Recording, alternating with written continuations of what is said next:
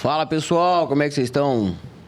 Gente, hoje estamos aí com mais uma gravação do AgroPod aí. E estamos aí com um convidado especial. Fazia tempo que eu queria trazer esse cara aqui no assunto da cana-de-açúcar. Paulo, muito obrigado. Paulão Figueiredo, professor da Unesp, Dracena aí. Diretor já foi também, né, professor? Conta a sua história aí para nós. Ô, João, bom, em primeiro lugar, eu queria muito agradecer o convite, né? Você realmente faz tempo que você está me chamando e a gente sempre tentando agendar, né, os horários bons para nós dois, mas nem sempre dá certo como a gente quer, mas felizmente hoje deu certo. Então, eu agradeço muito o convite, a insistência sua, né? E é uma oportunidade para a gente conversar um pouco, né, e rever os nossos tempos aí, né, que passamos juntos aí na faculdade, né. Eu iniciei aqui em Dracena em 2003, quando iniciou a Unesp, né. Eu fui contratado na primeira leva para começar a Unesp. E nós, aquele grupo de professores e funcionários, nós não sabíamos que não tinha campus. Mas você já vinha do rumo do ramo aí, da familiar seu, já era do agro já ou não, professor? Não era. Não tem origem nenhuma no agro. Nenhuma? Não. Eu sou de Ribeirão Preto, né, da região de Ribeirão Preto. Eu nasci em Jabuticabal e criança ainda a minha família, nós fomos morar em Ribeirão Preto. E aí, vendo assim, a movimentação de muitas usinas ali, né, na região, né? Sim. Eu fui crescendo vendo isso. E quando eu cheguei na época de escolher o curso, a seguir a carreira profissional, eu escolhi engenharia agronômica, porque eu gostava muito da parte biológica, sempre me dei bem em biologia, e gostava muito da parte de exatas também.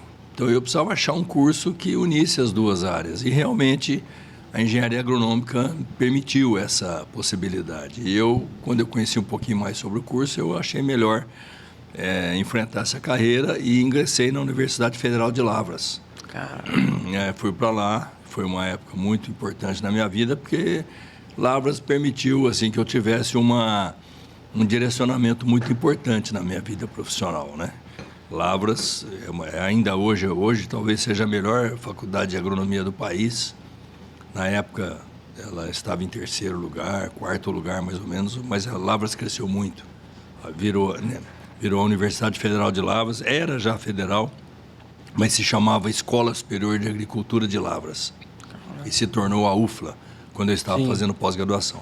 Então, eu me formei em 1989. Novinho. E a partir assim que eu me formei, no primeiro mês, eu já recebi o convite para ir para trabalhar numa usina em Goiás. Usina Goiasa, que até eu tive recentemente lá. Foi uma alegria rever, né? Eu fazia tempo que eu saí de lá faz 30 anos, né, da Goiasa. 30 que eu saí de lá. Caraca. Então, fiquei praticamente 4 anos na Goiasa, ainda recém-formado, e consegui gostar mais da cultura. Porque quando eu fui fazendo graduação, eu procurava meus estágios para fazer em cana-de-açúcar, porque eu via toda aquela movimentação na região de Ribeirão Preto, né? Que eu sou dessa região. Então, eu direcionei meus estágios todos para cana. Então, quando eu me formei, eu queria cana e realmente apareceu uma usina, né? Eu já contei isso em outros momentos para outras pessoas, mas eu fui contratado para trabalhar com laranja e café numa outra empresa. Não tinha nada a ver, numa empresa em Minas Gerais. Isso aí eu não sabia. E eu cheguei a ser contratado, eles me pediram para aguardar, para ver se eu ia morar em Alfenas, ou ali nas redondezas e tal. E nesse meio tempo, quando eu estava aguardando, eu recebi o convite para ser entrevistado, né, numa usina que estava começando, que era a usina Goiasa. E eu fui para lá e realmente fui contratado.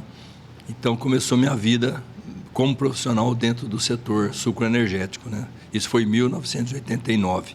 Fiquei até 1993, fiquei 4 anos. Aí eu voltei para a universidade para fazer mestrado e doutorado. E fiz em Lavras também mestrado, fiz o doutorado em Lavras e fiz o pós-doutorado em Viçosa. Tudo voltado para cana-de-açúcar. Então, quando eu terminei o pós-doutorado, isso já foi em 2002, em dezembro de 2002 eu terminei. em fevereiro de 2003, mais ou menos, apareceu o concurso aqui da Unesp, em Dracena. E eu fui para prestar, e era bem na área de fisiologia vegetal, que era uma área que eu já atuava, sim, na pós-graduação. E eu consegui passar em primeiro lugar, e aí vim para cá. E aí que nós descobrimos, né, aquele grupo inicial de professores e funcionários, e alunos também, nós descobrimos que não tinha campus, né, que ia ter que ser feito um campus. Então, eu fui indicado pela reitoria como coordenador de implantação do campus, e aí, juntamente com o professor Zé Marques, no começo, que era já da Unesp, depois o professor Maré Rigoni, né, não sei se você... Não cheguei a conhecer, não cheguei a conhecer. Os dois foram os diretores, vamos chamar assim, eu era os vice... Eu vi só já a plaquinha dele lá. Você tá do lado da plaquinha dele lá. Exato. A Rigoni, Mário Rigoni é um irmão nosso. E foi uma grande alegria ele ter vindo também depois do professor Zé Marques. Também o professor Zé Marques começou todos os trabalhos. Isso vai para 22 anos agora, né? Foi 95, 22 anos. Então, quer dizer, muito tempo, né? 22 anos. E aí eu fui responsável pela implantação. Então, aí nós vimos que tínhamos que construir o campus. Era uma área abandonada lá na saída da cidade. E foi todo um trabalho. E aí eu fui indicado para coordenador de implantação, depois eu fui sendo coordenador de curso, era só zootecnia na época. Sim. Depois pedimos, né, para propor um segundo curso, propusemos agronomia. Foi uma resistência muito grande da própria Unesp, né, em aceitar a agronomia, porque nós já tínhamos várias agronomias na Unesp, né? Mas no final da história foi aprovado, nós fizemos um trabalho grande, o professor Mário e eu, e conseguimos convencer toda a comunidade da Unesp, inclusive a nossa, né, interna no campus, que a agronomia seria um bom passo. Sim. E foi mesmo, né? Você pôde ver ela, acompanhar muito. Desenvolveu muito, porque as áreas são muito afins, né? Uhum. As áreas são muito próximas, né? Culturas animais, culturas vegetais, então foi um grande passo para nós. E aí eu fiquei na direção até dezembro de 2019. Então, eu fiquei bastante tempo no corpo diretivo, né, participando das reuniões e conduzindo. Eu digo que todos os prédios lá, até a cor dos prédios, a gente ajudava a escolher qual o melhor caminho, o nome da faculdade, o nome definitivo, FCAT. Então, foram muitas histórias, João, muitas histórias. E aí eu consegui ficar como diretor até 2019 e a gente conseguiu crescer bastante. Hoje nós temos 2 cursos, né? Sim. Agronomia e zootecnia. E temos 2 cursos de pós-graduação também, o que tem contribuído muito para o desenvolvimento da região, da Unesp e do ensino como um todo. Caraca, eu me fico imaginando as histórias de vocês de antigamente. Tentando imaginar, né? Que quando eu entrei, já peguei algumas histórias com vocês, imagino como que deve ter sido ali desde o começo. João, tem uma história que eu às vezes comento dela e que mostra muito o começo daqui, né? E eu falo hoje com bastante alegria porque isso não se confirmou, mas tinha tudo para dar errado. Todos os ingredientes para dar errado. Por quê? Era um projeto novo da Unesp, começar uma unidade nova, numa região estéril da Unesp, que aqui mesmo próximo não tinha. Tinha a Ilha Solteira, mas não é tão próximo assim, né? Com campos de agrárias. Foi um grande desafio. E a própria Unesp, ela questionava essa expansão na época. Porque ela tinha 25 unidades em 2002. Em 2003, ela passou a ter 32 unidades. Então, foi um crescimento rápido até em pouco tempo. Sim. Então, as dúvidas naturais de uma universidade. Olha, quem vai pagar tudo isso? Haverá dinheiro para salários? Investimentos? Por que vai investir num campus novo? Por exemplo, Dracena, mas não foi só Dracena, né? Dracena, Tupã, Rosana, Registro, Itapeva, foram as unidades criadas na época. Por que vai investir em campus novo e não nos que já existiam? Então, são questionamentos naturais. E a gente não sabia, a gente estava muito imbuída na tentativa de fazer crescer um campus. Era nosso trabalho, né? Então, tinha que fazer dar certo. Então, foi muito difícil. Então, uma das passagens que eu me lembro sempre, o campus, né, você conhece, né? Quem aqui é da região conhece. Fica nas beiras da margem, nas margens da rodovia João Ribeiro de Barros. Eu levei os alunos lá, né? Peguei um ônibus da prefeitura, pusemos os alunos dentro e fomos lá, conhecer o campus. Mas não tinha nada no campus. Só tinha mato. Tinha uma placa que, não sei se você se lembra, você foi na minha sala de diretor, uma placa, acho que está lá até hoje, futuras instalações da Unesp, uma placa meio quebrada, no meio do mato, futuras instalações da Unesp, era o que tinha. E a gente, eu particularmente, no maior orgulho, aqui é a Unesp. A gente estava tão assim envolvido numa construção, e eu sempre acreditei muito na construção desse campus, mesmo sabendo que ia ser difícil. E eu cheguei lá com esses alunos e no meio do mato ali, onde é o trevo hoje, era a entrada da área, né? Muito precária, né? Aí os alunos, para mim, era o campus da Unesp, né? Para eles, o que tem aqui? Só mato. Só mato, né? Então os alunos me pararam ali e falaram, professor, aqui não dá não, aqui só tem mato. O que nós vamos fazer aqui? Tem que roçar primeiro. Mais ou menos isso. Faltou ter falado isso, podia ter falado. Mas eu falei para eles, olha, eu não vou enganar ninguém, não. Aqui realmente não tem um campus, mas vai ter que ter. Quem ficar com a gente vai ter que fazer um campus conosco. Nós não temos escolha. Porque as aulas eram na Fundec, né, que é uma fundação municipal aqui no centro da cidade. E eu falei, quem quiser trancar a matrícula pode trancar e ir embora. Porque eu não vou prometer para vocês uma coisa rápida aqui. Nós vamos ter que ir juntos construir isso. Várias gerações, né? Várias, não. Você vê, hoje quantas turmas formadas? São, nem sei mais O pessoal começou em 2001, né? 2001 ali, 2004... 2003. Foi 2003? Não, os Não, primeiros formados. Não, os primeiros formados foi... Acho que foi 2003, 2004. Não, começou em 2003. 2003, não, 2006, 2007. Eu tô falando, é o começo do RA do pessoal, né? O começo do RA do pessoal é 3, né? Isso. Mas foi em 2006, 2007. Exatamente. Então, daquela turma, uns 5 largaram, abandonaram, depois que eu falei isso. Pode ir embora, não adianta ficar aqui. E eles foram embora mesmo. Só que isso foi mais ou menos em julho de 2003. Quando foi final de 2005... 2 anos depois, a gente já estava se mudando para o campus. Olha, que maravilha. E aí foi outra vida, né? Aí a gente focou todas as energias no campus, que eu achei que foi uma estratégia importante. Na época, tinha uma proposta para a gente ficar parte na cidade e parte lá. E eu me lembro, o professor Mário, a gente não quis. Falou, não, é lá. E a gente estava certo, porque ter 2 locais, a gente começa a dividir recursos para investir aqui, né? E os 2 perdem força.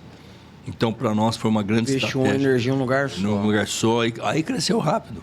Tivemos muita ajuda das forças políticas, né? Da região, os deputados estaduais, deputados federais, senadores, governadores. O próprio Alckmin nos ajudou bastante, o Márcio França, enfim, fizemos um trabalho político muito grande, né?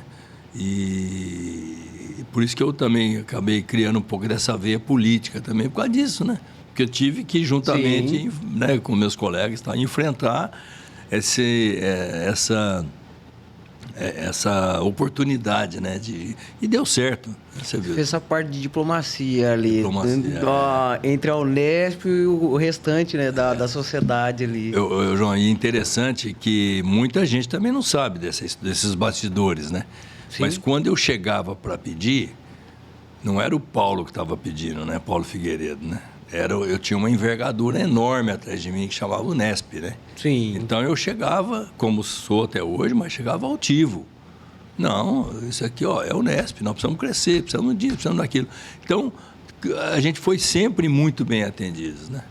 Nós fomos atendidos. Então, as obras começaram a brotar no campus, né? É prédio para lá, é prédio para cá, e hoje construções. Está o tamanho que está, hein? Hoje está grande, né? E a gente tem que crescer mais, continuar nesse foco, porque a universidade, ela é muito grande, né, João? Ela depende muito, né?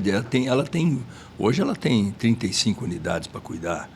Não é só a gente, né? Então a gente tem que ter essa percepção também. Sim. Por isso que eu sempre fui muito favorável e deu certo.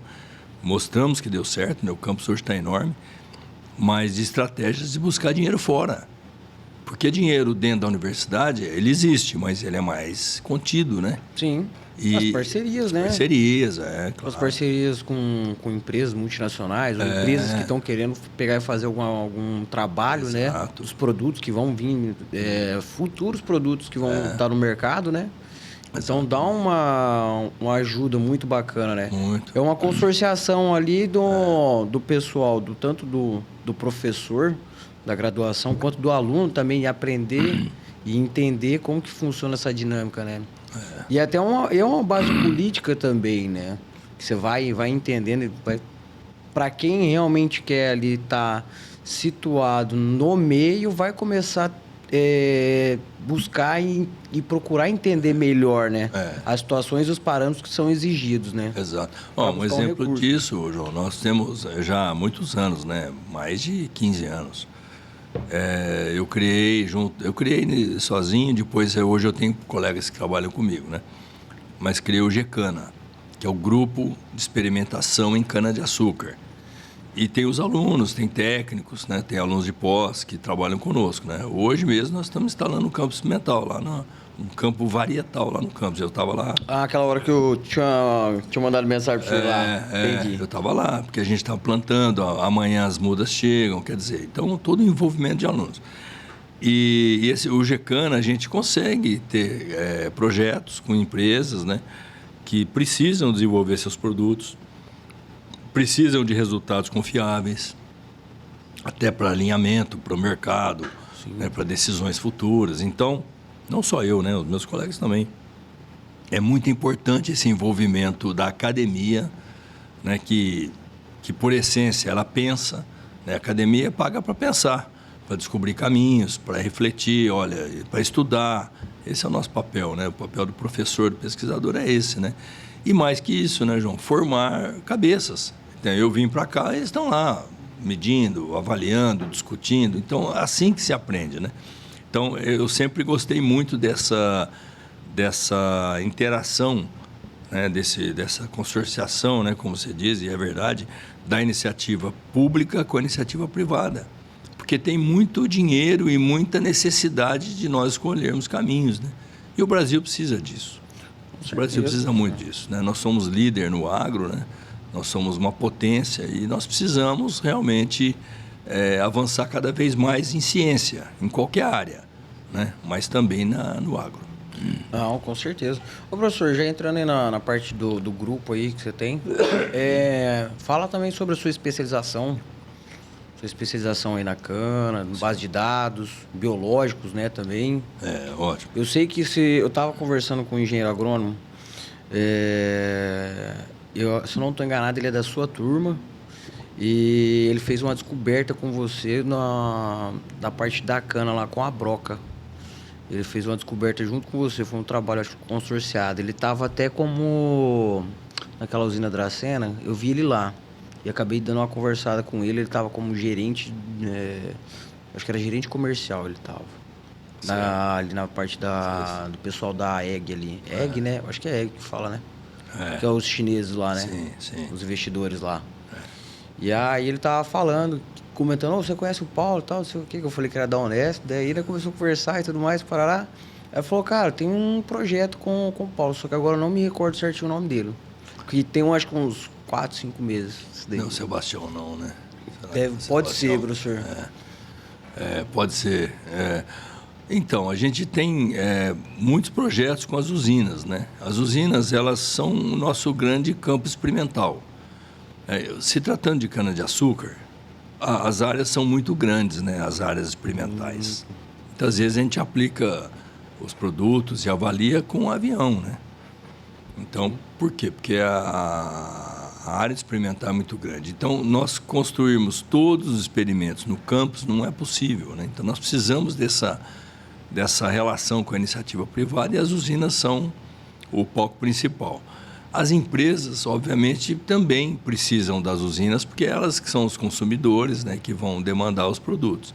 Então, essa reunião entre empresa privada, né, empresa comercial, a que vai usar, que são as usinas, e a inteligência para azeitar isso vem da universidade.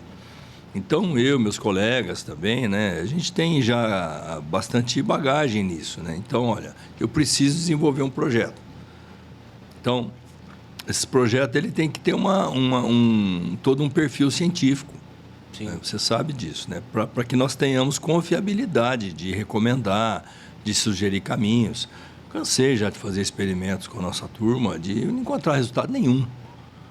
E produtos que estavam sendo já muitas vezes comercializados. Não que o nosso resultado fosse definitivo, porque pode ter acontecido uma situação de não ter obtido resultado. Mas com a repetibilidade, com outras situações, isso muitas vezes chama a atenção para as empresas. Olha, o posicionamento pode ser melhor por causa disso, por causa daquilo. Então, isso ajuda muito as empresas. Tem uma dinâmica diferente, né? Por exemplo, nós trabalhamos já há muitos anos.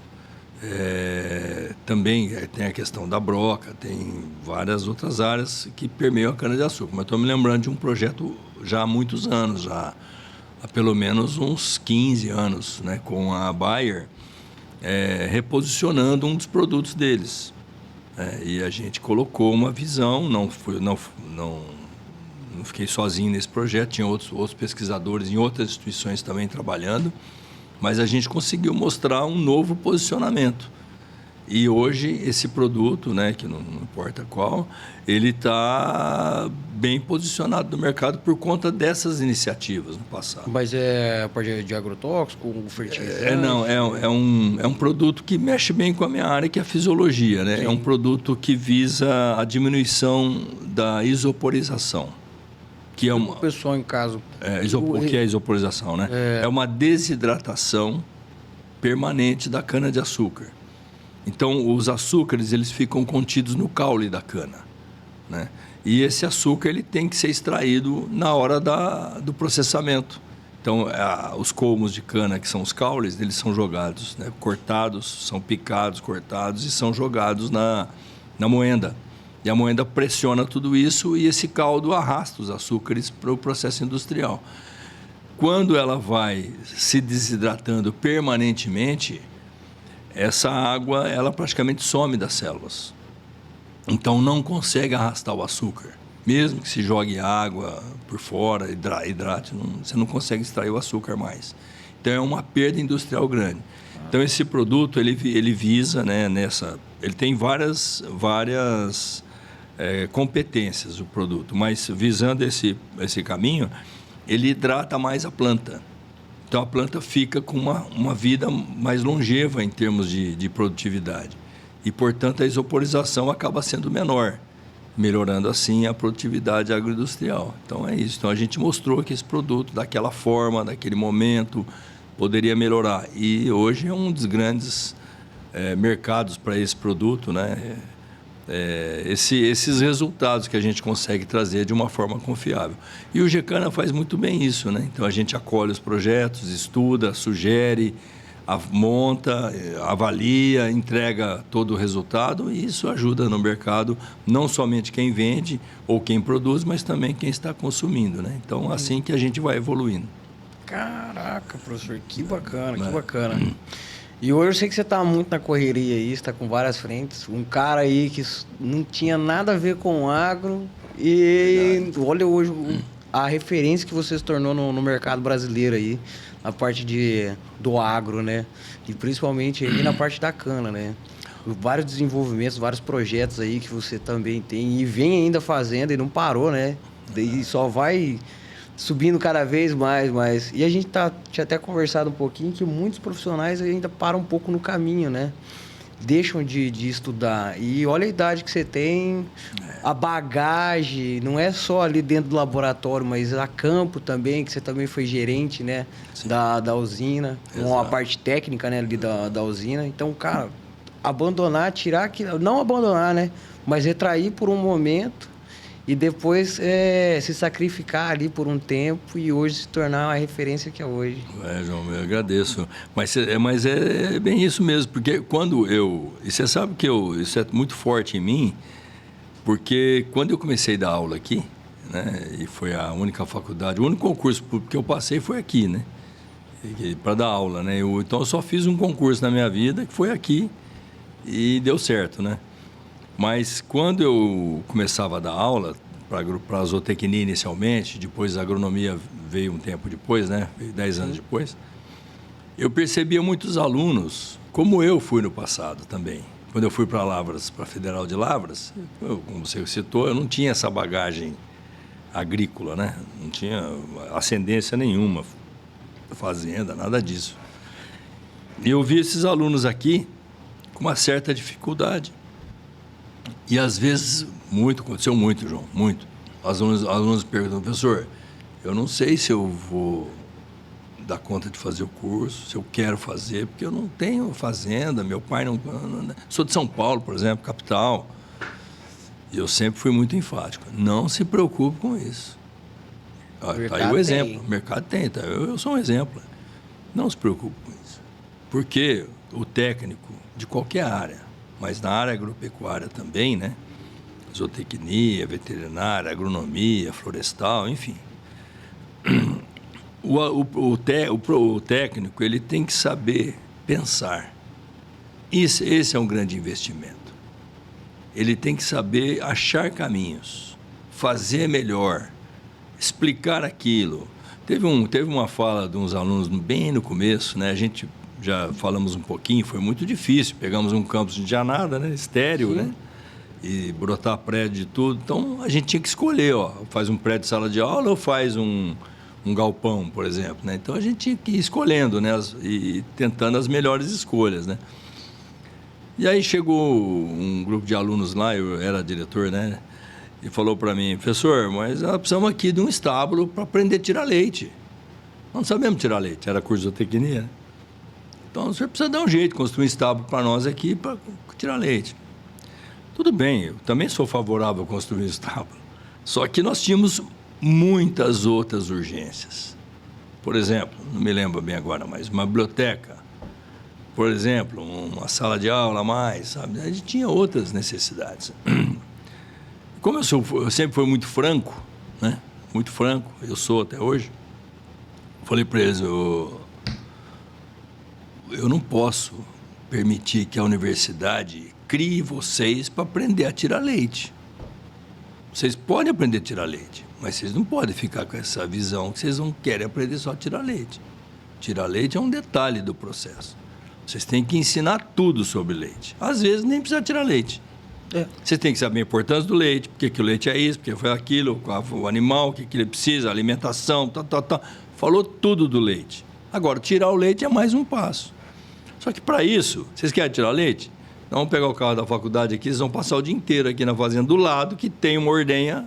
Vocês vão passar o dia inteiro tirando e tomando leite. Vocês vão aprender tudo como tira leite. O processo ali. Não, então essa visão, eles não estavam errados, mas eles precisavam de alguém para trazer eles para essa realidade. Então, o técnico, a universidade, ela ensina o profissional a pensar.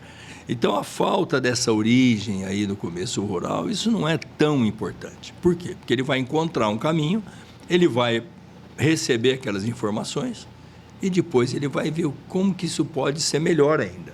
Sim. Porque as coisas têm que evoluir. Então, achar, olha, esse processo não está bom, isso aqui está dando errado por causa daquilo. Então, o nosso papel como universidade é ensinar o aluno a pensar. E está ficando cada vez mais evidente isso, né?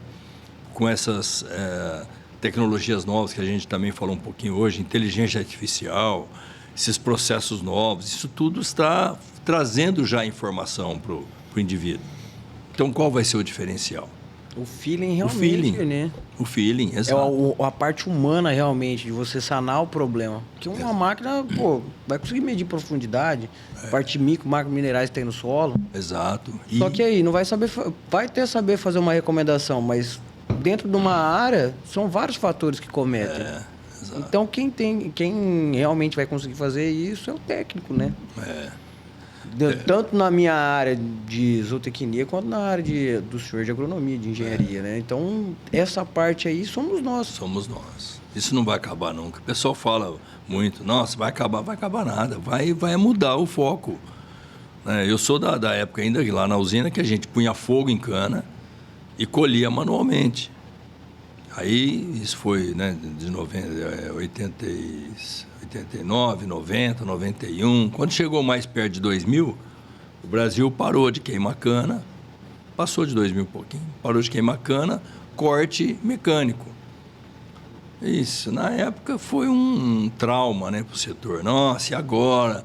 Tanta gente que vai ficar desempregada. Porque uma colhedora de cana, ela substitui, hoje mais até, mas na época, 200 pessoas, 200 cortadores. Uma só? Uma só. Trabalhando de noite, 200 cortadores. Não, vai gerar um maior desemprego no setor. Vai nada. Vai ver hoje. Vai ver quem corta cana hoje, manual. Ninguém.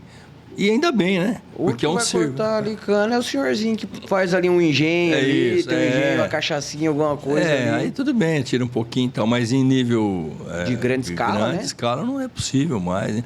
Ainda bem que acabou, um trabalho exaustivo, difícil, muita gente morria, infelizmente, pelo esforço físico.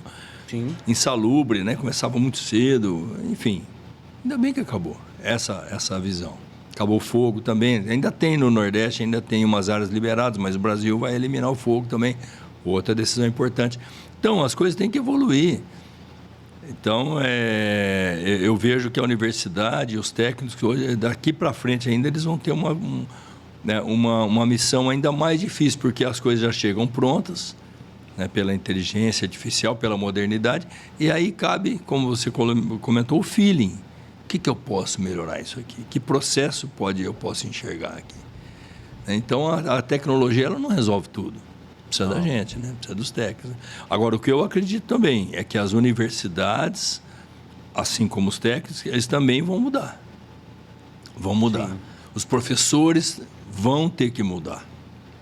Porque também, né, pela minha idade, né, sou de uma época que o professor sabia tudo.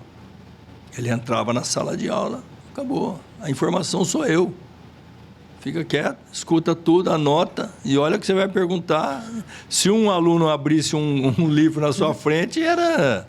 voava um apagador ali. O que é isso? Você está me questionando? Não é assim? Acabou.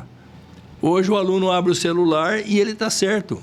Ele está checando, ele está vendo e tal. Aliás, eu sou favorável de uso de celular em sala, né? Ao contrário que a gente vê muitas leis hoje aí mudando tudo, eu vejo por contrário. Eu acho que é tecnologia. Nós temos que saber lidar com a tecnologia. Pô, com isso certeza. É tecnologia. Com certeza. Né? Então, eu vejo assim, né? A pessoa, não, o aluno não pode levar o celular. Tá bom. E se ele levar um cubo mágico? Ele pode ficar fazendo cubo mágico? Não é a mesma coisa? Cubo mágico não, cubo mágico não é celular, então pode. Tá bom, ele também não está prestando atenção na aula. Então, eu não vejo que é o celular o problema. Eu vejo a dinâmica, que tem aulas que podem usar o celular, outras não. Então, eu sou mais de deixar o professor, dentro da sua característica e da sua matéria, da sua aula especificamente, resolver o que é melhor. Sim. Não vejo esse rigor, não pode nem levar para a escola o celular. Eu vejo isso de uma forma exagerada, né? Então, agora ainda mais na universidade. Não tem mais... Quer dizer, a galera está entrando mais nova, né? Mas a mentalidade vai mudando, né? Vai mudando. Ali, ó, o filho chora, a mãe não vê, né? Porque você pegar ali a galerinha que chega mais nova... Lógico, antigamente eram pessoas com uma maior idade, né? 25, 30 anos, igual a gente via, 30 e poucos anos, os caras estavam entrando no primeiro curso de graduação, né? Hoje a galera tá entrando com 17. Só que você vê que a galerinha chega crua, mas quando dá 1, 2 anos ali, já muda totalmente a visão deles. Já começa a ter uma responsabilidade maior. Então, eu acho que também vai um pouco, não só da educação ali, na hora que sai do terceiro ano para a faculdade, mas o cara tem um amadurecimento um pouco mais rápido, né? É verdade. Porque isso está acontecendo mesmo, né? Como está tudo muito acelerado, esse talvez seja um indicativo que a médio prazo, longo prazo, as universidades tenham que encurtar o curso. curso é muito longo também, se você for analisar, não é? Ah, mas aí a gente vai ficar chateado, né? Vai, porque é uma vida boa, né? Vida boa. Eu peguei a faculdade com 5 anos. Então, muitas horas, né? Depois, o que vai acontecer lá na frente? Você vai acabar sendo direcionado para uma área, como foi meu caso, como é a maioria, grande maioria. Um vai trabalhar com soja, outro com cana, outro com boi, o outro com suíno, quer dizer, focou. Então, por que não fazer isso? Eu vejo isso que poderia ser bom para o país, né? Fazer cursos mais enxutos, onde você ensina mais uma base e aí depois ele direciona. Curso de especialização. Tal. Então, hoje o mercado está tendo, né? Você deve estar acompanhando isso também. Se forma e depois está tendo que procurar pós-graduações para especializar. Então, já vai ter que procurar mesmo. Isso é normal. Então, eu vejo uma mudança aí a médio e longo prazo de cursos mais concisos, né? Mais enxutos, para que possa ser ensinado uma base, para que ele possa depois gravitar para qualquer área. Essa é uma tendência, né? Mas realmente os alunos estão entrando muito novos e tendo que receber uma carga de informações, né? Para depois usar no mercado de trabalho, né? E em relação à minha especialização, eu sou especialista em fisiologia vegetal. Fisiologia é o funcionamento da planta, que é uma área muito interessante, né? Muita gente não gosta, muita gente sabe que são muitos nomes, né? Muitos processos, realmente são mesmo. Mas eu gosto muito de, quando eu dou aula sobre isso e quando eu falo sobre isso, de mostrar que o porquê das coisas, né? Não precisa não se preocupar tanto em decorar processos, em decorar reações, não. É de entender o porquê que a planta age daquele jeito, porquê que... Isso tem dado certo, João. Tem dado certo. E isso para a cana também vale muito, né? Sim. Porque a planta responde a tudo. A um produto, a uma situação, a um estresse hídrico, a um estresse térmico. Por que uma planta com estresse térmico cresce menos? Se a gente for entrar em todas as reações, praticamente impossível. São vários fatores, né? São vários fatores. E de ambiente para ambiente tem as suas relatividades, né? Tem. Muda muito, né? Muda muito. Por isso que dá certo ali, não dá certo lá.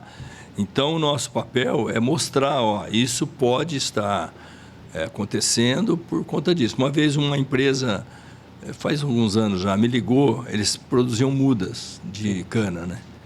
Então, dentro da estufa lá, daquelas estufas fechadas, olha, professor, de um tempo para cá não está brotando bem, brota mal, as plantas pequenas. O que está acontecendo? Eu, por telefone, porque não consegui ir lá na hora, eles queriam conversar um pouquinho. O que pode estar acontecendo? Fisiologia pura, né? Quer dizer, então eles não estão nem imaginando o que pode ser, mas estava produzindo, de um tempo para cá começou e tal. Então, aí você tem que voltar nas bases fisiológicas e identificar o que pode acontecer. Temperatura. Não, a temperatura a gente tem aqui, a temperatura estava dentro da casa, da faixa ideal de brotação. Então, não era o problema. Temperatura muito alta, sim. Mas por quê? Há uma desnaturação proteica, ou seja, as proteínas que são formadas por aminoácidos, né? As ligações peptídicas juntando os aminoácidos, quando eleva a temperatura, elas começam a mudar a conformação das ligações. E principalmente as enzimas, que são proteínas, né, formadas por aminoácidos, elas não têm mais o encaixe perfeito na hora da reação. Então as reações acabam acontecendo menos, porque na hora do encaixe não encaixa, porque ela dobrou um pouco por causa da temperatura. Isso é um processo que chama desnaturação proteica. Então, você vê aonde vai? Quer dizer, no final a temperatura leva a isso. Mas ele não precisa saber da ligação peptídica. Ele tem que saber, a temperatura tem que estar. Eu tenho que saber, ele não, né? A temperatura está muito alta? Não, aí vai. Então, isso aconteceu. Não, e o que mais? E tal. No final da história, ficou evidente que eles estavam irrigando muito. Então, muita água. O excesso de água é problema? Problema. Por quê? Porque ali naquele ambiente que as raízes estão começando a ser iniciadas, as raízes também são formadas por células vivas, que respiram, que precisa de oxigênio, como nós precisamos também. Então, muita água diminui o espaço da oxigenação. Então, as raízes consomem muita energia, porque não tem oxigênio, elas precisam quebrar mais moléculas orgânicas para ter energia. Então, ela não vai. Se ela está quebrando muito, ela não cresce. Ela não investe em crescimento e desenvolvimento. Caramba. Então, ficou evidente. É verdade, professor, nós estamos... Está muito ensopado. Então, ensopado parte para a respiração anaeróbia e a anaeróbia consome mais energia. Então, quer dizer... Então, tem um desenvolvimento legal. Então, esse é um exemplo que a fisiologia, né, graças a Deus, eu tenho essa sorte, né, de trabalhar com isso, que ela cabe em todo o processo. Sim. Seja no solo assim, seja na falta de nutrientes. Esse tempo atrás eu estava numa usina e a gente foi falar de um processo lá, de um experimento, né, que eu fui desenvolver lá. A gente, quando colhe os resultados, vai lá, mostra os resultados para eles também, é importante. Transparência ali, né? E aí as plantas estavam amareladas, pequenas e amareladas. E aí se colocou lá uma situação que poderia ser toxicidade de herbicida. E pode ser mesmo. Pode, porque o herbicida, ele também, né, dependendo da dosagem para cana, ele pode diminuir o processo fotossintético. Sim. Então, um dos processos vai ser afetar as moléculas de clorofila, então ela fica menos verde, fica amarelada. Mas a gente viu que não era. A gente viu que era a falta de um nutriente no solo. Então, a falta de nutriente no solo leva a uma menor processo fotossintético e menor utilização de clorofila, fica amarelo também. Isso em micro ou em macro, professor? Micro? No caso era ferro. Caraca, e são dosagens baixas, né? Baixas. Não são dosagens altas, né? E geralmente os solos têm ferro, né? Mas nesse caso não tinha.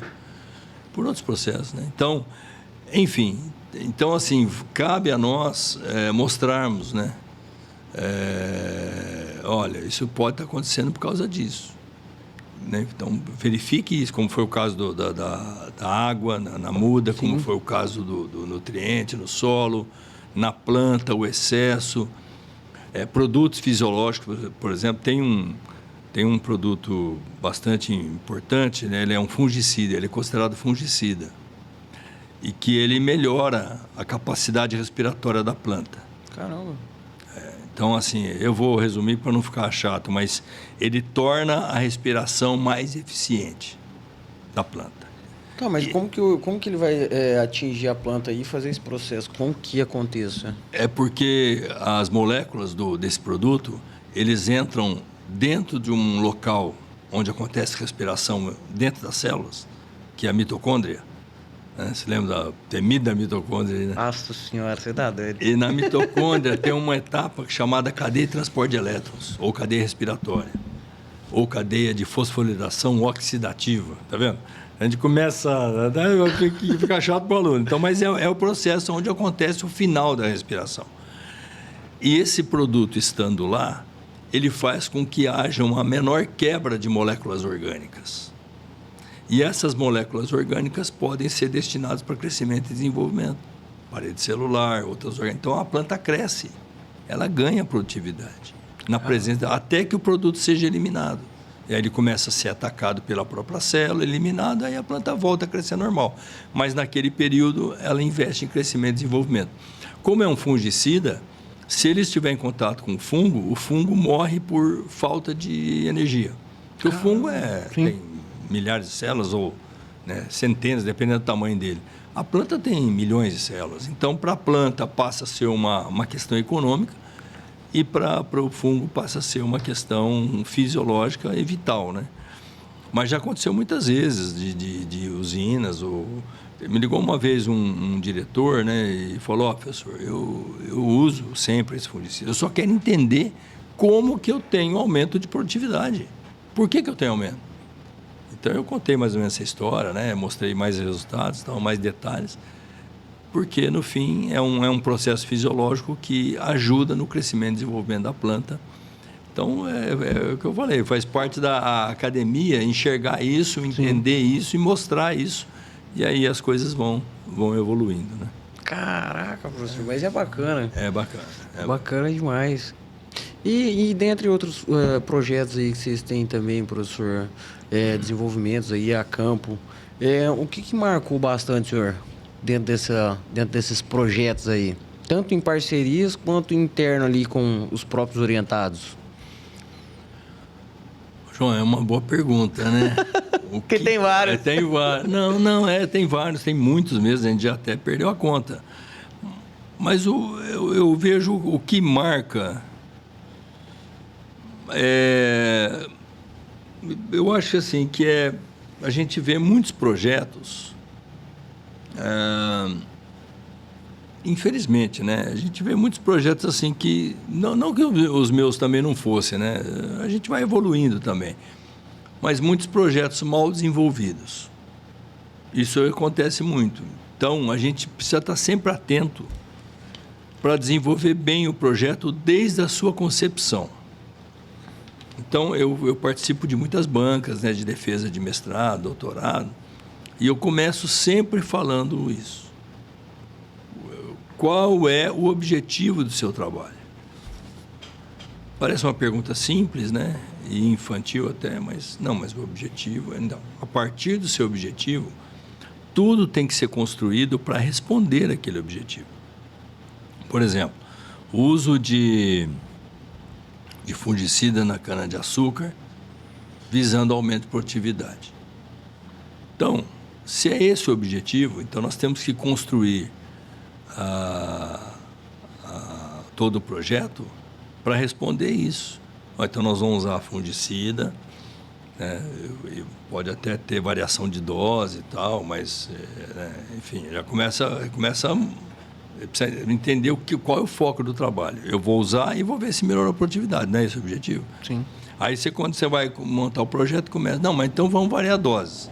Não, mas vamos misturar com nutrição. Então, aí você já começa a ver, falar, tá vendo? Está perdendo o foco.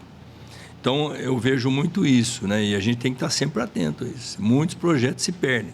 E na hora de responder a conclusão, ela tem que me dar essa resposta. O uso do fungicida me proporcionou melhoria? Qual foi a hipótese que eu levantei? Não, que o uso dele me daria diferença significativa. É isso que eu tenho que ver. Mas então, assim, o que eu vejo, isso infelizmente acontece bastante. Promete uma coisa e faz outra coisa. Entrega outra coisa. Não é que está errado, mas é um alinhamento que a gente se perde muito na pesquisa. Então, me chama muita atenção esse tempo todo, a gente tem que estar sempre atento para não deixar isso acontecer, né? Mas, infelizmente, né, quando a idade, a experiência, a bagagem vai chegando, você vai ficando mais atento em relação a esses fatores aí. Sim, agora, o que aconteceu assim, de interessante nesses projetos... Eu vou talvez citar um caso meu aqui, né? Que estou me lembrando aqui. Uma vez eu fui montar um experimento grande, deu muito certo, foi um bom resultado em Goiás, né, numa usina ali próximo de Minas já, ali no norte de Goiás. Né? Norte de Goiás não, né? Enfim, perto da divisa com Minas. O que aconteceu? Eu fui subir numa colhedora. Né? E na hora que eu fui subir, eu pisei errado ali na escadinha ali, né? Uhum. E tava um barulho danado, máquinas para tudo quanto é lado ali, né? Trator virando, com o transbordo, que é onde recebe a cana, também passando, a colhedora se mexendo, e eu, desse tamanhozinho, né? Fui subir e pisei errado, e a escada virou e eu caí próximo das rodas da colhedora. Meu Deus do céu. E ninguém viu. Porque o operador estava lá em cima, meio que mexendo, ele olhou, não me viu mais, né? Ele achou que talvez... Então, faltou pouco para ele se movimentar. Então, foi muito assustador. Perigo. E eu caí, uma altura considerável, porque a escadinha estava alta, caí na palha, né? Que já tinha colhido aquele momento ali. Então, caiu, não faz barulho, não faz nada, né? Ainda mais na palha. E eu... falava alguma coisa e ninguém ouvia. O som, tudo. O som, e eu via aquela rodona do meu lado mexendo. E essa agilidade toda, né? Ô, João, foi assustador. A idade chega, né? É. A idade chega para todo mundo, né, professor? Aí consegui me levantar ali, me safar daquilo lá mais um pouco. E o perigo? Perigo, faltou um pouquinho para E não é culpa de ninguém, é culpa da usina. Não, culpa minha que foi. Né? Mas eu gosto também, né? Estar junto, de subir na máquina, de ver junto, eu gosto dessas coisas. Ver como é que é a operação ali, né? Acompanhar a operação, né? Então, aconteceu... Essa foi um fato que, de vez em quando, eu me lembro, assim, né? Aí fala, eu tenho que tomar cuidado com a escadinha. Exato. Caraca, hein, professor? Olha que perrengue, hein? Ah, mas deve ter outros perrengues aí também. Deve ter umas histórias engraçadas aí também. Tem. Uma vez a gente estava num experimento, eu fazia doutorado. E a gente estava lá em Minas, próximo de Lavras lá. E tem um colega meu que a gente se considera tudo irmão, né? Porque nós fizemos mestrado, doutorado juntos, né? Hoje ele é do IAC, de Ribeirão Preto. Ele é pesquisador do IAC, né? E ele é muito forte, né? Já Júlio, né? E a gente andando no meio da lavoura lá, tal, o experimento era com plantas daninhas. E estava bem montado, tal, mas a gente não percebeu. Chegou lá no meio, lá tinha uma pedra enorme, né? Um basalto, assim, né? Denso, né? Pesado, grande. E o nosso orientador, o meu orientador na época, dele também, estava junto, né? E aí, não, puxa, isso aqui na hora da colheita vai dar problema, né? Realmente, né? Uma pedra daquela entrando na máquina estraga tudo, né? Rebenta tudo. Rebenta tudo. Não, vamos chamar o trator, né? Uma carregadeira, uma pá carregadeira, qualquer coisa assim para... Ele falou, não, deixa que eu tiro. Aí ele foi lá, não acreditamos, né? Porque ele é muito forte. Aí falou, pegou aquela pedra, aquele jeito, saindo no meio da canavial com aquele basalto, tamanho de uma semana, assim. Rasgou a camisa toda dele, porque ele fez força, né? Aí o pessoal da usina chamando ele de Hulk, até, né? Muitos anos que a gente ia lá depois, ô Hulk, olha o Hulk aí. Aí parecia o Hulk, a camisa rasgada, suja, né? E ele pegando aquela pedra no meio do caminho, mas... Caraca. Imagina, não dá nem pra investir num cara desse aí. Não. O cara carregou ali o quê? Uns 100 e poucos quilos ali? Mais ou menos. O Júlio é... Mas tá bem hoje, é um grande pesquisador lá do IAC, né? Olha que bacana. Ah, mas é gente também que passou na sua trajetória e pessoas que ainda ficam na sua trajetória também, né, professor? Tem, é verdade. Hoje você tá com quanto? Tá com 60? 60. Fiz 60 mês passado. Meus parabéns, meus parabéns, felicidades. Que Deus abençoe abundantemente a sua vida. Eu que agradeço, porque assim, é um momento realmente interessante, viu, João?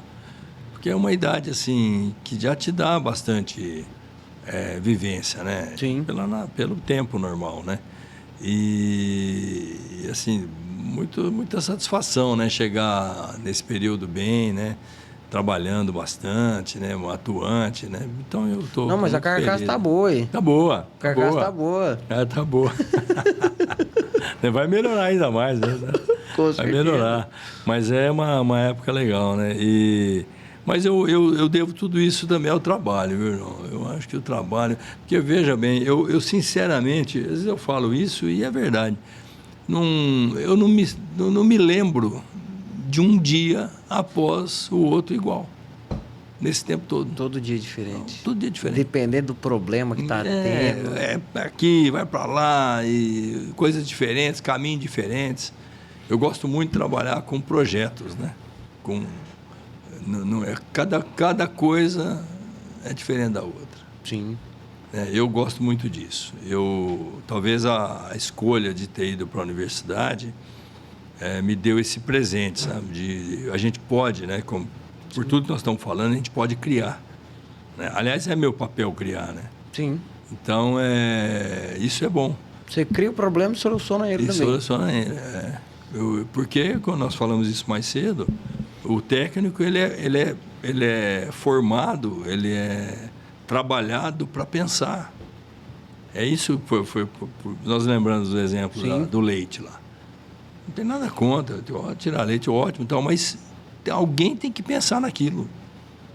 Por que está saindo menos leite? Por que não sei o quê? Por que ele não pode ser mais rico? Mas se eu mudar o alimento? Então, isso é infinito, né? A combinação de decisões. Muito. Então, tá muito atento, o técnico tem essa Quando uma empresa encontra um técnico, né? Estou falando para o público ali, né? Quando a empresa encontra um técnico proativo, que tem vontade de entender o problema e se dispõe a ajudar a resolver o eventual problema, isso vale ouro. Muito. Quem que não quer isso? Pô. Não é verdade? Então, entrar às vezes numa empresa e ficar ali, isso é o mais fácil. Eu acho que é por isso que o RTV ganha tão bem, hein? Pode ser. Porque ele soluciona o problema do agricultor, o problema pessoal e o problema dele, que está ali também na roça, né? Então tem vários fatores. Você é psicólogo e técnico, né? É verdade. Tem que ser assim mesmo. E tem que achar caminhos. Às vezes o RTV ele pensa nisso, ó, o caminho aqui vai funcionar um dia de campo. Lá vai funcionar uma consultoria. Lá no outro vai funcionar uma bonificação. Não sei. Mais ou menos isso. O RTV tem que estar sempre criando fatos novos, né? Sim. Criando uma demanda, gerando conhecimento. Então, muitas vezes, para ele ter aquela bagagem, ele precisa contratar um trabalho na universidade para desenvolver aquele resultado, para ele poder explorar. É isso mesmo. O cara tem que caçar problema todo dia. Mas se eu pudesse deixar uma dica aí para quem está nos ouvindo e vai entrar no mercado de trabalho, né? Com certeza. Sua bagagem que você tem é mais que vale. É proatividade. Proatividade, estar disposto a ouvir, analisar e, se for preciso, resolver o problema. Propor sugestões. Porque é só assim que as coisas mudam, né? Sim. Para muitos, né? Muitas vezes entrar numa empresa significa o fim de um processo. E eu acho que é o contrário, é o começo de um outro processo. Então, chegar no mercado de trabalho, começar uma carreira, estar atento, estar disposto, tem que ir, vamos lá, tem que fazer hoje, vamos lá, vamos resolver, isso não está certo. Enfim, né? Cuidar das relações, isso é muito importante também. Sim. Né? Acho que o relacionamento, dentro do... Quer dizer, não só na sua área, mas eu acho que no processo da vida inteira nosso, é muito importante, né? O relacionamento. Muito. Porque sem relacionamento você não faz nada. Não. Também gosto muito disso, João, de investir em relacionamentos. Porque isso, de fato, parte técnica, a gente está cansado de conhecer bons técnicos, mas que não conseguem se relacionar com ninguém. Né? É um elefante numa loja de cristais, né? Sim. Gira problema todo quanto é lado. Enfim, tá cheio, né? Por aí, né? Então a gente tem que ter bom senso, saber ouvir, acolher, saber propor.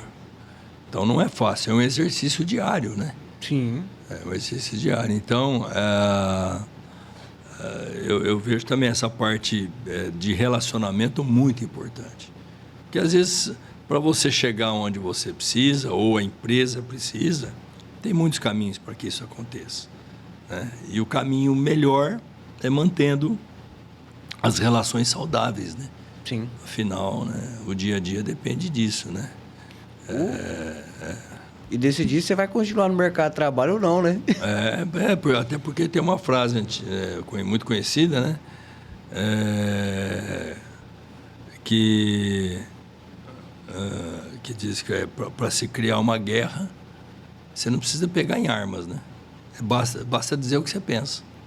Aí você já criou a guerra fácil, né? Então, quer dizer, não dá para dizer tudo que pensa, mesmo pensando. Então, como que a gente contorna isso? Então, é o exercício diário aí do relacionamento. Isso aí você já aprendendo de casa, né?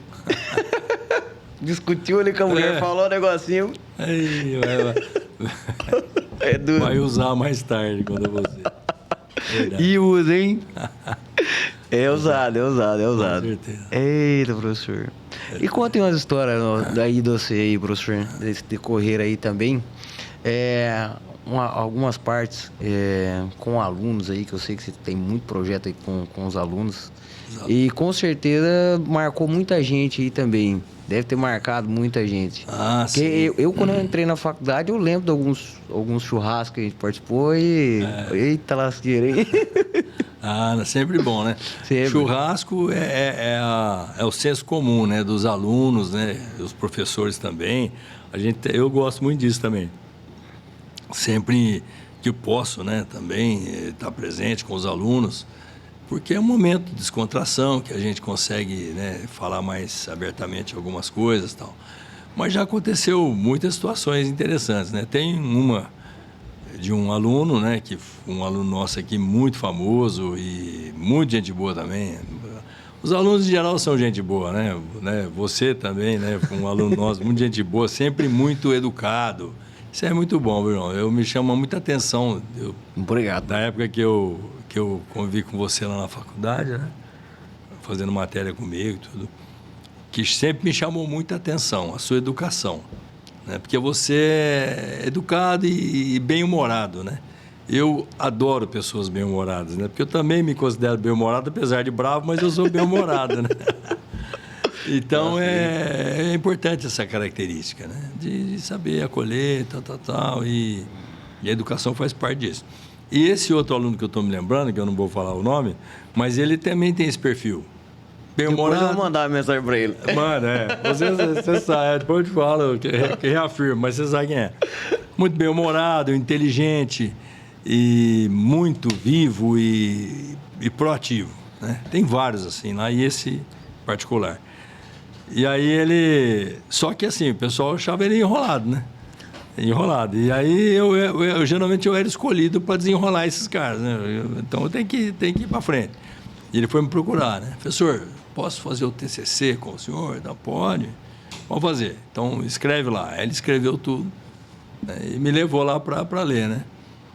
E eu peguei aquilo lá. Quando eu olhei, eu já bati o olho e já vi alguns erros assim graves, né? E falei para ele: ô fulano, você leu? Não, professor, eu li. Não, leu mesmo? Então pronto. Então você vai ler primeiro, porque eu já vi que tem erro. Ele lê, depois você me traz. Você não leu o que é que eu leio para você? Então vai ler. E ele estava certo. Ele tentou, né? Mas eu estava certo, ele corrigiu. Sim. E essa história de corrigir, isso eu acho que eu puxei da minha mãe, né? Porque a minha mãe era professora e ela sempre muito firme, né, na ortografia, na fala, tal. Então a gente, não só eu, meus irmãos também, nós crescemos com esse exemplo em casa. Sim. Lá. E depois me tornei professor, mais ainda, né? E quando eu fui fazer mestrado, quando eu fui fazer mestrado, deixa eu ver. Estava fazendo mestrado, comecinho. Um colega nosso lá de Lavras, também fazia pós-graduação, ele era muito relaxadão para escrever, né? Gente boa, técnico excelente, conhecia tudo, mas relaxado para escrever. Ele entregou a tese para o nosso orientador, e o nosso orientador falou assim: antes de eu ler, passa para o Paulo, deixa o Paulo corrigir, depois eu corrijo. Então ele já sabia que eu era chato, né, nesse ponto. Eu achei legal, né?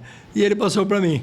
Eu peguei, fiz todas as correções, que eram muitas, né? E esse amigo nosso brincar. Pediu, eu tenho que fazer. Corrigi tudo, entreguei para ele. Ele foi lá e corrigiu tudo. E foi entregar para o nosso orientador, né? Ele me chamou. Falou, vamos junto lá. Aí chegamos na sala dele lá, entramos. O Luiz, né? O meu orientador, nosso orientador chama Luiz. Chama o Luiz. Luiz, eu e ele, né? Luiz, tá aqui essa tese aqui, ó. Se tiver algum erro aqui, eu como ela. Aí o Luiz olhou e falou assim: vale na capa? Aí, porque a capa, eu falei: não, a capa eu não fiz. Eu deixei para ele fazer a capa e ele errou na capa. Né? A única coisa que única coisa que ele fez. Mas essa história a gente lembra até hoje, né? Caramba! Se junta assim, o pessoal da antiga, vocês sempre dão umas risadas. Com certeza. Esse vale na capa ficou muitos anos rolando lá com a gente, né? Quase pegou o apelido dele. Exatamente. E também no começo a gente fazia, desde que nós estamos aqui, fazia sempre trabalho de iniciação com os alunos, né? Então, Na época, todo semestre tinha um trabalhinho que eles tinham que fazer e me mandar lá o artigo, né? Então eles me levavam lá. Eu pegava lá. essa parte aí já. Já peguei essa parte aí. Exatamente. E aí eu pegava o artigo e mudava. Isso aqui tá mal escrito. Não. Muda esse parágrafo, põe aqui, fica melhor, tal. Entregava para eles e ia embora. Eram vários grupos, né? Então tinham lá uns 8, 10 artigos. Cada hora um ia lá, né? E aí aconteceu muitas vezes, né? De voltar de outro, eu falei, essa frase aqui tá ruim, põe esse para cá, para baixo de novo. Professor, mas o senhor que pediu para mudar? Eu? Nem lembro, não, mas muda de novo, porque eu já não lembro mais, né? Mas tá ruim de novo, volta lá. Reformula esse negócio aí, porque tá estranho. Tem uma passagem também, isso foi no primeiro semestre, né? Já no primeiro semestre aqui, a Unesp, enquanto ela estava sendo construída lá no campus, a gente ficava na Fundec, que é uma fundação municipal no centro da cidade, né? Tem um jardim ali na frente, né? Que agora mudou um pouquinho, porque eles estão construindo outras coisas. Toda a medicina lá e tal. Mas tem um jardim ali. Tem. Então, eu colocaria os vasos ali. Tinha um jardim maior. Então, eu colocava os vasos com milho, tudo dentro. Aí a gente media a altura, contava folhas, aquele negócio que era o trabalho deles, né? Aí, no final do primeiro semestre, vão mandar os artigos para um congresso. Aí um grupo lá já me mandou, né? Na verdade, todos, né? Mas eu olhei um lá. O experimento foi instalado no jardim da Fundec. Então, eu falei, não é jardim da Fundec aí. Aí é Unesp, instalações da Unesp. Ué, professor, mas é no jardim da Fundec. Eu sei que é no jardim da Fundec, mas o pessoal não precisa saber. Aqui é Unesp, acabou. Vai dar mérito a outro, pô? Não, que é isso? Não, nada contra a Fundec, mas não é a Fundec. Tá desmerecendo a gente? O jardim agora é nosso aqui nesse momento, né? Então, são várias histórias já, viu? Caraca, professor, que bacana. Professor, e o que você deixa para essa geração mais nova, também para o pessoal que está nos assistindo, ou até mesmo produtores, uma mensagem aí, professor?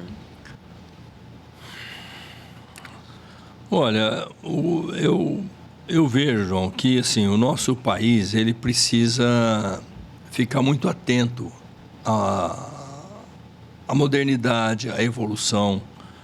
A gente tem... quando eu entrei na universidade, isso faz mais de 40 anos que eu ingressei na universidade para estudar, né? Muitos dos meus professores, lá da Federal de Lavras, eles moravam fora, principalmente o doutorado. 4 anos fora, 6 anos fora. Então, um é para a Europa, Estados Unidos, não sei o quê. O Brasil perdeu um pouco esse modelo, sabe? Ele deixou de investir muito em pesquisas e informação. Mudou.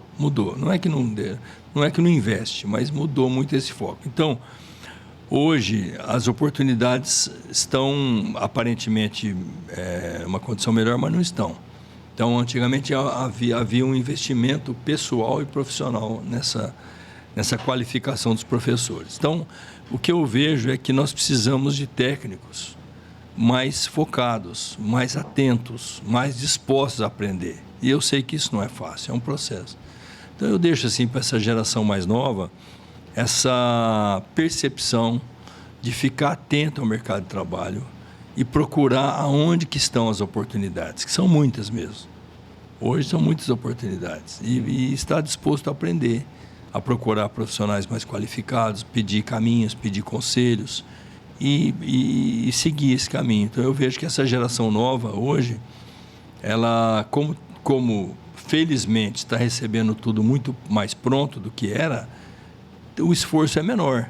Mas isso não significa que a dedicação tem que ser menor. Pelo contrário, né? Tem que ser maior para que a gente possa descobrir novos caminhos, novas tecnologias, porque ele vai ganhar com isso, as instituições vão ganhar com isso, e o país vai ganhar com isso, consequentemente o mundo. Mas o país, a gente precisa se preocupar com ele. Eu sou muito preocupado com essa evolução que o país vai tomar. E esse país vai estar na nossa mão, na mão dos mais jovens, principalmente.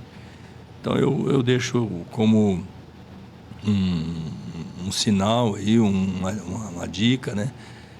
Estar atento ao que o mercado pede e como que eu posso me qualificar para atendê-lo. Sim. Um outro ponto que eu queria destacar é assim, você confiar no universo, confiar em Deus, confiar que existe uma força maior que rege tudo isso, e tem mesmo. Confiar que estar muito atento, uma fala que eu gosto muito, eu falo muito isso, estar muito atentos aos sinais. A vida nos dá muitos sinais a todo instante, então estar atento para que possa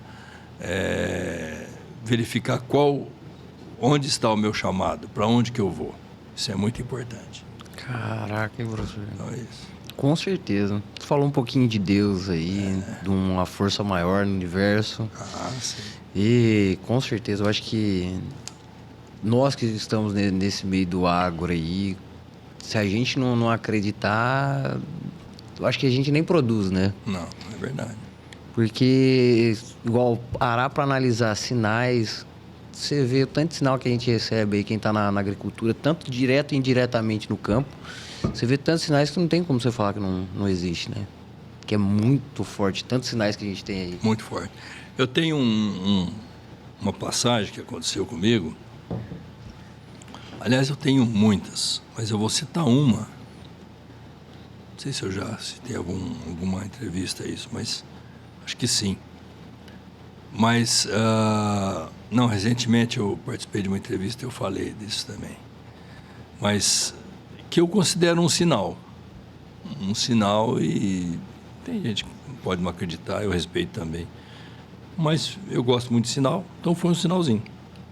Quando eu vim prestar concurso em Lavras, em Dracena, Lavras daqui, eu ficava em Lavras, né, na Federal de Lavras. Eu ficava em Viçosa, mas morava em Lavras.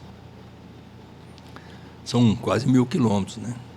Então, eu fiquei em dúvida se eu viria, porque é muito longe, né? Muita gente disputando. Tinha, sei lá, 15, 20 candidatos para aquela vaga. Então, assim, fiquei em dúvida, né? Mas resolvi vir. Só que antes de eu vir, eu procurei um professor lá, de Lavras, que é o professor Renato Paiva, que eu gosto muito dele, sempre foi muito atencioso comigo. Ele dava aula de fisiologia na UFLA, né? Falei, Renato, eu nunca participei de concurso, né, público para dar aula. Dava muita aula, mas não para a faculdade. Como que eu devo me portar? Você é banca, né? Você sabe. Ele falou, não, você tem que fazer o seguinte, você tem que dar uma aula que o pessoal entenda. Colocou todos os argumentos técnicos dele. Então ele falou, vou dar um exemplo. Pegou uma folha assim, ó. Falou, divide a folha em 3. Essa primeira parte você vai fazer esse aqui. Depois você faz um meio, depois você faz uma conclusão na terceira, tal, você vai mostrar isso. Contou uma historinha lá. Mas ele falou, vou dar um exemplo. Vamos supor que caia fase bioquímica da fotossíntese. Você vai falar o quê? Começa com a importância do sol, que não sei o quê. E deu um exemplo para que eu depois, dependendo do assunto, eu tivesse a mesma disposição. Porque o que ele estava interessado em me ensinar? Mostre a organização, mostre que você tem um começo, depois um meio, depois um fim. Depois mostre que você tem uma conclusão, você deixa o gancho para... Ele quer me mostrar, deu esse exemplo. Fase bioquímica da fotossíntese. E eu vim embora. Não sabia exatamente o que ia cair. E aí, quando eu cheguei aqui, cheguei num domingo, na segunda-feira, foi lá na Fundec, o sorteio, né, dessa instituição aí, que obrigava a gente, foi o sorteio para o concurso. Lá, e tinham muitos pontos, pelo menos 10. Eles selecionaram lá um papelzinho, fase bioquímica da fotossíntese. Caraca! Não foi um sinalzinho? Talvez baita de um sinal, né? Para muitos. Eu me lembro que eu liguei para ele. Eu vim aqui no hotel, fiquei aqui no hotel no centro da cidade. Falei, Renato, você não vai acreditar. Caiu o mesmo exemplo que você deu. E a gente nem tinha falado de pontos, porque a gente sabe, fisiologia era um ponto possível, mas exatamente o ponto. Como assim? Então, assim, aí ele falou para mim, Paulo, esse concurso é para você. Como realmente foi. Então, eu vejo isso, eu gosto dessa passagem, como tive outras, muitas, mas porque eu vejo um sinal. Olha lá, ó. Quem quer chamar de Deus, ou força, ou universo, não sei. Cada um tem sua crença. Mas olha lá, ó. Já foi uma... Talvez se eu não tivesse prestando atenção nisso, eu nem estaria falando isso hoje. Mas, ó, quantos anos... Foi uma coisa que te marcou realmente. Me marcou. porque aquilo me assustou. Falei, puxa, É meu mesmo. que legal. Pô, olha tudo, pô. E aí dei aula. Probabilidade zero de acontecer um negócio muito desse. Baixa, né? Muito baixa. Muito baixa. Deles terem escolhido esse tema, tá lá no meio de 10 e aparecer justo naquele momento. Então, para mim foi um grande sinal assim, ó, presta atenção. E eu me empenhei e tal, e deu certo e estou aqui até hoje. Então, e ver tudo que aconteceu com o campus, e eu pude participar disso tudo, né? Ajudar com o meu trabalho, com a minha força, a minha energia. Então, foi um grande presente tudo isso, né? Mas teve um sinalzinho. Um baita no sinal aí. Então, eu deixaria, talvez, a mensagem prestem atenção nos sinais. Né? Prestem atenção nos sinais. Eles estão a todo momento ao nosso redor. E muitas vezes a gente não compreende, né? Esteja atento, né? Para ouvir e corrigir rotas, né? Esse caminho não está bom. Vou tentar outro caminho. Quantas vezes já não aconteceu comigo, com vocês, com todo mundo? A gente quer uma coisa, quer aquilo, mas aquilo não é aquilo que é o melhor para mim. Não, tem limite aquilo, essa insistência. Não, calma. Escuta um pouco mais o universo. Porque eu gosto de pensar dessa forma. Cada um tem a sua função nessa vida. Com certeza. Não é verdade? Com certeza. Seja uma costureira, um médico, um gari, um engenheiro. Porque se fosse todo mundo igual, como é que a gente ia evoluir? Então, cada um tem seu papel e todos são importantes. Todos são importantes. Então, o respeito com todo mundo, né? Puxa, isso é... Tanto faz. Essencial, né? Essencial ali você ter o respeito, saber se pôr, entrar e sair sempre com a cabeça erguida, né? De qualquer lugar onde você vai. Uma das coisas que eu mais gosto de fazer, no ambiente que eu estou, sempre cumprimentar todo mundo, é valorizar o trabalho das pessoas. Eu sou muito atento a isso. Às vezes erro, mas eu sou muito... Procuro não errar. Porque todo mundo tem sua função e todos são importantes. Então, estar atento. Qual que é meu papel? Às vezes a gente quer uma coisa, mas não é. Você não foi talhado para aquilo. Sim. O universo precisa de alguém que faça aquilo. Alguém tem que fazer aquilo. Alguém tem que ser médico intensivista dentro de uma UTI. Alguém tem que receber alguém que sofreu um acidente. Alguém tem que ajudar alguém a se desenvolver psicologicamente, e assim vai, né? Então, isso não tem fim. Alguém tem que fazer a roupa para o outro, alguém tem que arrumar o sapato. Sim. Faz parte da vida. Então, todos são importantes. É uma cadeia, né? É uma cadeia, é uma sociedade, todos têm que viver em conjunto e bem. Então, não é fácil essa engrenagem funcionar, né? E nós, cada um de nós, com essa missão de qual que é meu papel? Que sempre tem. Às vezes nós não estamos atentos a ele, né? Sim. Qual é o meu papel? No que eu posso ajudar? O que eu posso ser bom? Eu vou ser bom. É para fazer? Vamos fazer o melhor.